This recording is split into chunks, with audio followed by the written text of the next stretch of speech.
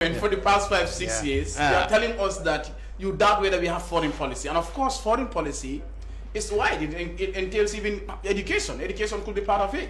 So if you are asking yourself whether you are doubting whether we have a foreign policy, then you're inviting, I mean, questioning. Like, people tend to question whether you are serious as a government. I think what could be said is that we might have a foreign policy, yes. But is this foreign policy strategy? Well, I mean, he was speaking of the cuff, so we can understand maybe some of these slips, you know. So is this foreign policy strategic, especially towards our neighbor Senegal? Because for me, our problem is, you see, if you look at Gambia's foreign policy, our relations with other countries, I think it needs reform.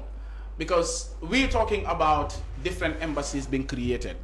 Our foreign service has now been turned into, like one of my students will say, an executive dustbin. It is. Those that are not needed, okay, in the in cabinet or somewhere in government here are the ones that they will throw in foreign service. And I think compensation, exactly, political compensation. And I think it's important that Badara acknowledge this. Look, he might not say this publicly, but he should sit down, Barrow, and tell him that, look, our foreign service is important, just like our domestic policies. Our foreign policy is important, just like our domestic policies. So getting the right people there with the right expertise, the right knowledge, because diplomats are supposed to represent the country. They represent the country not only for political interest, but security interest, economic interest, and a whole lot of other issues.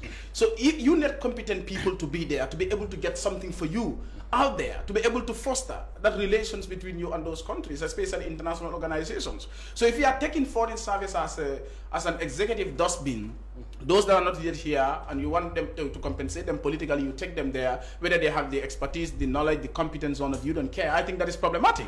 Secondly, foreign policy towards Senegal. Do we have a clear-cut strategic foreign policy towards Senegal? We know that Senegal certainly has.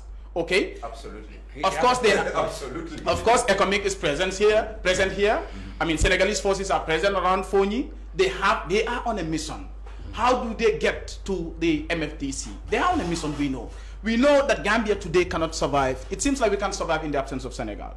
One, the security of the presidency is in the hands of the Senegalese. Two, the electricity issue, Senegal.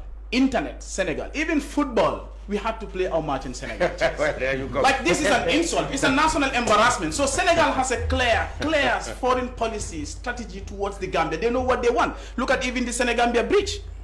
Okay, so it seems like but the Senegambia bridge is in the context I know. That's what I'm saying African is that integration. Yes, African integration. Senegal has an interest. You are reacting to him about Senegal, but only football you did not react. No, I'm